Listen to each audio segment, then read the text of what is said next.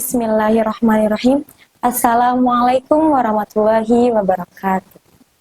Alhamdulillahirabbil alamin wa bihi nasta'inu ala umuri dunya waddin. Wassalatu wassalamu ala asrofil anbiya'i wa mursalin wa ala alihi wa sahbihi wasallam. Qala Allah ta'ala fil Qur'anil Karim, a'udzu billahi minasyaitonir rajim. Bismillahirrahmanirrahim. Huwallazi anzala sakinata fi qulubihim liyazdadu imanan ma'a imanihim. Walillahi junudus samawati wal ard wa kana Allaha aliman hakim. Sadaqallahul azim. Segala puji bagi Allah, Tuhan yang maha baik lagi maha penyayang. Dialah yang menghidupkan dan mematikan. Dan atas kehendaknya pula kita masih bisa dipertemukan di bulan Ramadan kali ini, yang mana bulan Ramadan itu Syahrul Maghfirah, bulan pengampun bagi seluruh umat muslim. Salawat semoga tetap tercurahkan keharibaan baginda Nabi Muhammad sallallahu alaihi wasallam. Allahumma shalli wa sallim wa barik alaihi. Dialah manusia terbaik yang pernah terlahir di bumi Allah. Dialah pemimpin terbaik teladan sepanjang masa. Dialah yang maha kaya, kaya hati lagi kaya budi pekerti. Satu pertanyaan yang selalu menggelayut pikiran saya, berapakah umur kita sekarang? Sudah cukupkah amal yang kita siapkan? Bila sedetik kemudian malaikat Israel mendatangi kita, siapkah kita?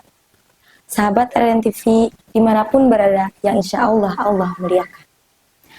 Di dalam perjalanan hidup di dunia, tentu seorang muslim tidak akan lepas dari kesalahan maupun dosa sebagai akibat hawa nafsu yang diperturutkan. Selain itu, buah pemikiran yang dihasilkan manusia yang dibangga-banggakan oleh pemiliknya tidak sedikit menyelisihi kebenaran, tidak jarang yang bertentangan dengan aturan ajaran yang telah ditetapkan Allah dan Rasul-Nya. Oleh karenanya, waktu yang diberikan Allah kepada kita sepatutnya dipergunakan untuk introspeksi dan mengoreksi segala pemikiran dan perbuatan. Mari kita jadikan sisa hidup kita sebagai momen perbaikan. Perbaiki diri, perbaiki hati menuju Islam yang sejati. Karena dunia adalah tempatnya keresahan serta duka cita. Apabila ada kesenangan di dalamnya, itu adalah keuntungan. Sahabat RNTV rahimakumullah. Banyak orang menyimpan hartanya, mengumpulkan harta sebanyak-banyaknya dengan alasan untuk simpanan masa depan. Padahal sebaik-baik simpanan masa depan adalah anak soleh yang selalu mendoakan di saat dia ada maupun telah tiada. Atau kita telah lupa bahwa yang menemani kita di alam kubur nanti hanyalah amal baik yang telah kita tanam di dunia. Harta, bila ditanya tentang harta, sebagian manusia langsung tertuju pada kuantitas materinya. Berapa pendapatan, berapa tumpukan emas, berapa harta kekayaan, dan berapa kemewahan lainnya. Inilah gejala penyakit berbahaya yang tidak henti-hentinya diembuskan setan. Melihat indahnya dunia sehingga manusia tergila-gila dan berlomba mengejarnya. Ya, setan dengan tipu daya muslihatnya memalingkan manusia dari tujuan penciptaannya. Sehingga banyak dari kita yang lupa bahwa ada yang lebih berharga daripada lembaran uang dan kilauan perhiasan, ialah wujud penghambaan kita pada Allah Subhanahu wa Ta'ala. Sahabat NTV rahimakumullah. Untuk apa kita terus mengumpulkan harta bila nyatanya tidak terlalu dibutuhkan? Seluas-luasnya rumah yang mampu membuat kita lelap istirahat hanyalah berbentuk 2 atau 3 kali saja. Dan sebanyak-banyaknya makanan yang terhampar di meja makan hanya 1 atau 2 piring saja yang mau kenikmatan. Lantas sisanya mau kita apakan? Bukankah justru keberadaan tersebut hanya akan menjadi bahan bakar kelak di neraka apabila tidak dipergunakan dengan semestinya? Sahabat RNTV rahimakumullah. Sesungguhnya Rasulullah telah memberi pengetahuan kepada kita tentang 3 hal paling utama bagi muslim di dunia. Rasulullah SAW bersabda, harta yang paling mulia adalah lisan yang berzikir, hati yang bersyukur, dan istri muminah yang membantu keimanan suaminya. Hadis riwayat Tirmizi. Yang pertama, lisanun dzakir, lisan yang berzikir. Hal inilah yang paling utama bagi muslim di dunia. Ya, dengan mengucapkan subhanallah walhamdulillah wala ilaha illallah Allahu Akbar, wala haula wala quwata illa billah. Rasulullah, orang yang paling banyak menyebutkan namanya. Beliau adalah orang yang paling sering berzikir kepada Allah, dimanapun keberadaannya dan bagaimanapun kondisinya. Saat berbaring, saat berdiri, saat duduk, saat mukim maupun saat di perjalanan, saat di dalam rumah maupun di luar rumah, saat dalam masjid maupun keluar masjid, dan seterusnya. Semua itu tidak melalaikannya untuk menyampaikan risalah Islam, mengajari umat, serta memperhatikan dan mengayomi mereka. Sahabat RNTV rahimakumullah, zikir yang paling utama adalah kalimat La ilaha illallah Muhammadar Rasulullah yang diucapkan dengan penuh ketulusan hati. Kapan zikir diucapkan dengan penuh ketulusan hati? Ialah ketika zikir tersebut bisa mencegah kita dari perbuatan yang haram. Sedangkan doa paling utama adalah La ilaha illallah subhanaka inni kuntu minadz dzalimin. Dan kumpulan dari zikir adalah subhanallah walhamdulillah wala ilaha illallah wallahu akbar. Perlu kita ketahui bahwa zikir bukan hanya sebatas pada kalimat tasbih, tahmid, tahlil, takbir, dan lainnya. Perbuatan yang dilakukan dalam rangka menaati Allah, apapun macam atau tingkatannya, itu adalah termasuk berzikir. Selawat kepada Rasulullah juga termasuk berzikir.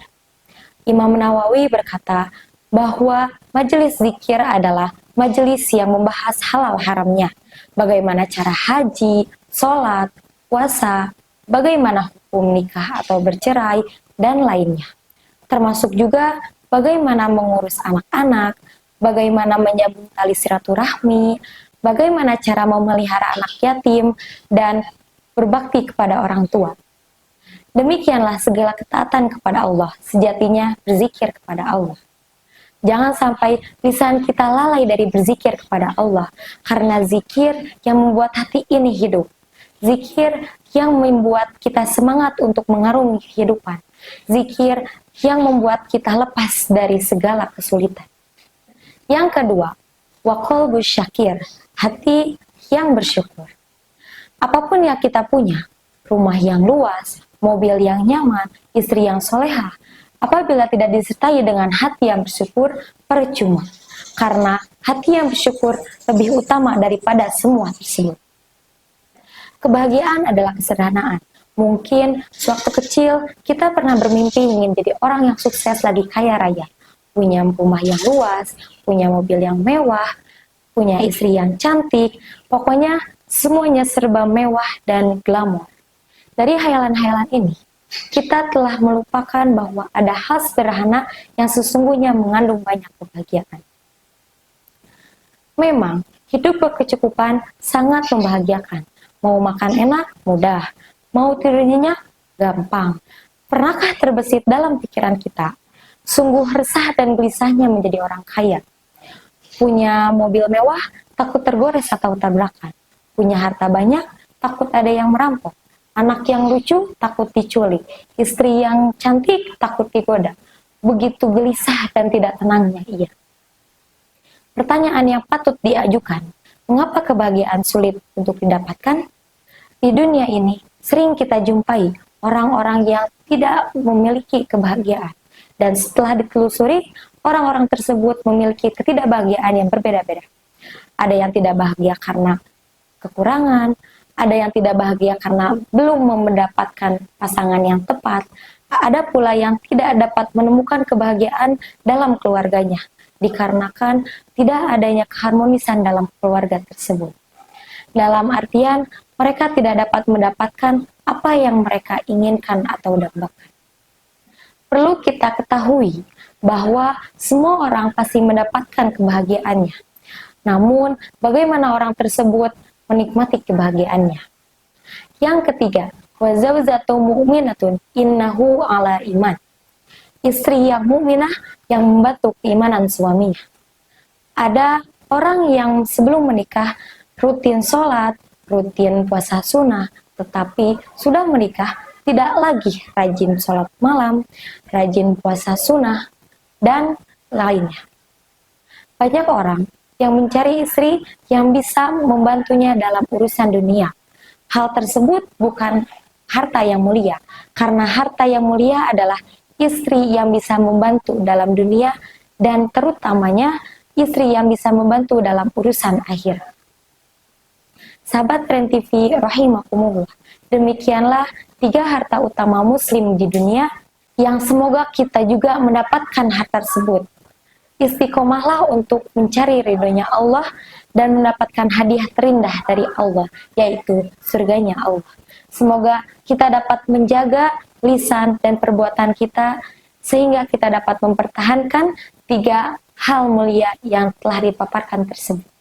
Amin ya robbal alamin. Pesan akhir dari saya, kejutan paling indah di dunia adalah ketika kamu mengetahui bahwa yang kamu kejar perhatiannya diam-diam juga menaruh perhatian kepadamu, bahkan lebih besar. Dialah Rabbmu jika kau mau tahu. Khudh ma sofa wa da' ma kadzab. Wabillahi taufiq wal hidayah. Wassalamualaikum warahmatullahi wabarakatuh.